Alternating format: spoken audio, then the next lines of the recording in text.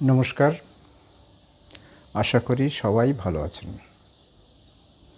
আমি ভালো ছিলাম, পাস্ট টেন্সে বলতে হচ্ছে। বেড়াতে গিয়েছিলাম কাশ্মীর, লেহ, লাদাখ। ভেবেছিলাম এই বেশি বয়সে বেরিয়ে এসে বুক ফুলিয়ে আপনাদের কিছু বলবো। আমি খুব ভালো বেরিয়েছি, তবে বুক ফুলিয়ে বলতে পারছি না। এই জন্যেই পারছি না যে নিজের যা করণীয় নয় তার থেকে বেশি করতে চেয়েছিলাম, ফলে ভুগতে হয়েছে। গিয়েছিলাম গিয়েছিলাম সেপ্টেম্বর মাসের 20 তারিখে। ট্রেনে গেলাম রাজধানীতে, শিয়ালদা থেকে। রাজধানী পৌঁছালো 5 ঘন্টা লেট। ফলে তার পরের যে ট্রেনটা আমাদের ছিল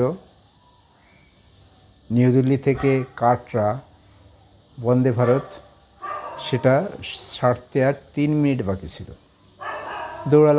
দৌড়তে আমরা পেয়ে গেলাম, কিন্তু আমাদের সবাই পায়নি। একজন বয়স্ক মহিলা ভদ্রলোক, তারা ধরতে পারলেন না, তারা ফেল করলেন। পরে তারা বাই এয়ার গিয়ে আমাদের সঙ্গে জয়েন করেছেন। সেখান থেকে কাটরা পৌঁছলাম, সেও ঘন্টা 4 লেট। ফলে কাটরা গিয়ে যে বৈষ্ণোদেবীর যে কাটরা, সেখান থেকে একটু ঘুরবো ফিরবো, কিছুটা দেখবো, সেটা আর হলো না। রাতটা হোটেলে কাটালাম। ভোরবেলায় সেখান থেকে চড়লাম শ্রীনগর। এটা ভালো কাটলাম। শ্রীনগর আগেও গিয়েছি, এবারে ছিলাম এর কাছাকাছি, ডাল লেকের কাছাকাছি। ডাল লেক ঘুরে টুরে দেখলাম একটু, আর ওখানে লাল চক আছে, সেসব ঘুরলাম ফিরলাম, একটু মার্কেটিং সামান্য হলো। পরের দিন সেখান থেকে গেলাম কারগিল গিয়ে আমার কন্যের সমস্যা তৈরি হলো, সুতরাং কারগিলের সব কিছু দেখা হলো না। সেই দিন থেকে তারপরের দিন কারগিল থেকে চললাম লেতে। শহরে ঢোকার আগেই আমাদের গাড়ি দাঁড়িয়ে গেল। কারণ ওই যে লে যে সমস্যাগুলো হয়েছে, অনশন আন্দোলন করছিলেন সোনম ওয়াংচুক, সেটি নিয়ে কিছু গণ্ডগোল হয়েছে, কিছু লোক মরেছে। ফলে কারফিউর ফলে আমাদের গাড়ি ঢুকতে পারছে না। হোটেল কর্তৃপক্ষ খবর পেয়ে এলো, ভিন্ন পথে ঘুরিয়ে হোটেলে আমাদের গাড়িটা নিল। কিন্তু লেতে আমাদের ওই দিনও কিছু ঘোরা হলো না, তার পরের দিনও লে ঘোরা হলো না। সুতরাং অবসরিক বসেই কাটাতে হলো। তারপরের দিন সেখান থেকে লে থেকে গেলাম আমরা নুব্রাতে একই সমস্যা। রাত কাটালাম বটে, কিন্তু বাজারঘাট সব বন্ধ। ওই বন্ধ চলছে, সেই বন্ধের দৌলতে সব জায়গায় একটা সমস্যা। যারা বিশেষ করে এই সিঙ্গেল মোটরসাইকেল জার্নি করছে, যেসব ইয়াং ছেলে মেয়ে, তাদের সমস্যা সবচেয়ে বেশি। চা খাওয়ার মতন একটা জায়গা নেই। অনেক কষ্টটা পাচ্ছে, হয়তো রিকোয়েস্ট করে ঘুরে ফিরে সেটা করছে, কিন্তু নর্মালি খোলা নেই। ফলে আমরা সেখান থেকে, আমাদের দ্বারা কিছু হলো না। আমরা ওই যেহেতু ট্রাভেলিং এজেন্সির সঙ্গে গিয়েছি, তারা যে খাবার দিল সেই খাবারগুলোই খেয়ে দিয়ে আমাদের অসুবিধা হচ্ছিল না। কিন্তু বাইরের কিছু দোকানপাট আমরা খোলাও পাচ্ছিলাম না, কিছু দেখতেও পাচ্ছিলাম না। কিন্তু নুব্রা থেকে আমাদের যাওয়ার কথা ছিল থাং ভিলেজে।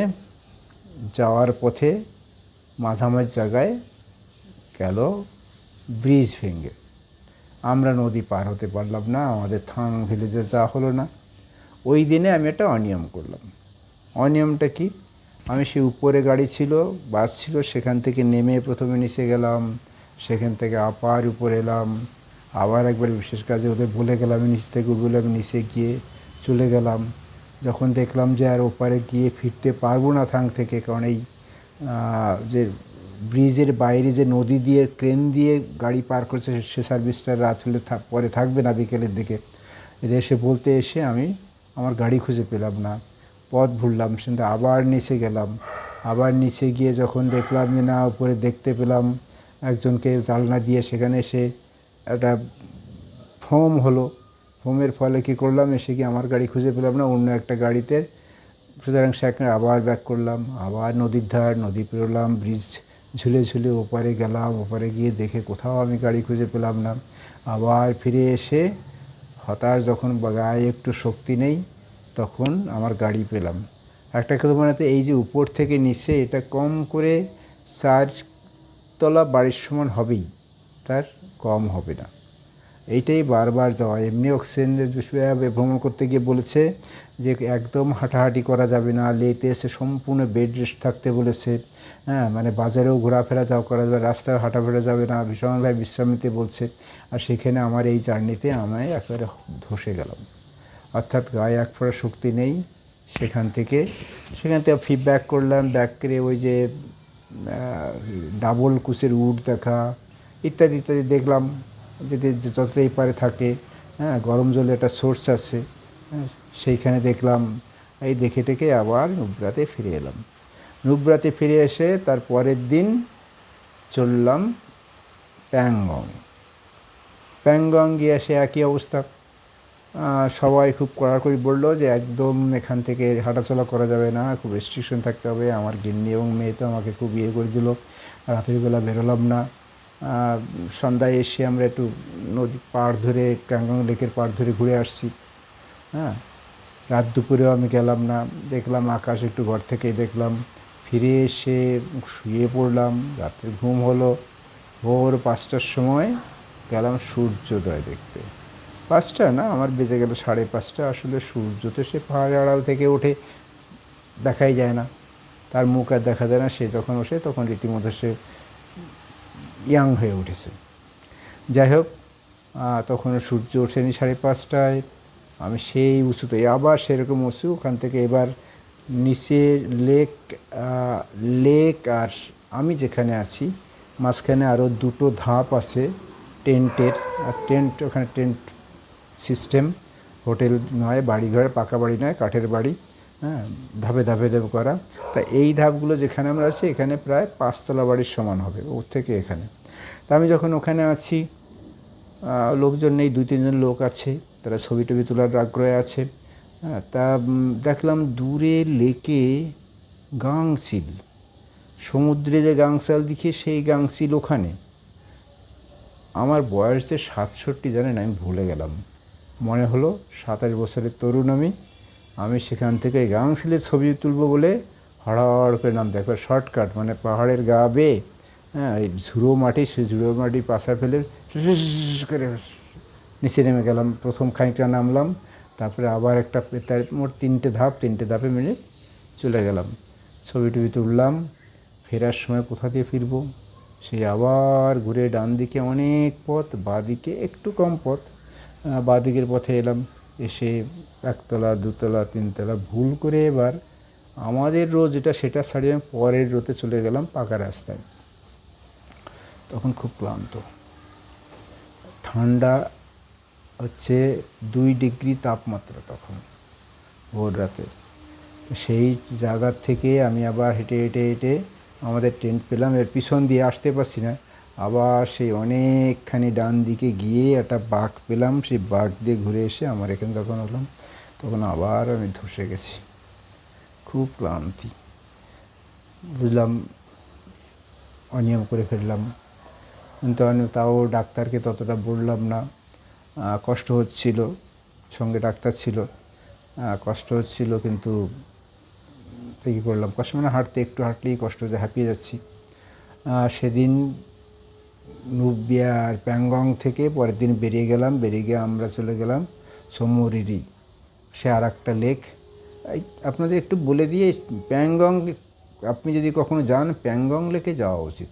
আমার থেকে বয়স্ক লোক ওখানে ছিল, তাদের কোনো সমস্যা হয়নি, আমার সমস্যা হতো না। এই 2 দিন যদি আমি পরপর এই সমস্যাটা তৈরি করতে না করতাম, তাহলে আমার সমস্যা হতো না। কিন্তু নিজের উপরে 67 বছরে যদি 27 বছরের বালকের মধ্যে ব্যবহার করি, যা হবার তাই হবে, সুতরাং ভোগান্তি আমারই হবে।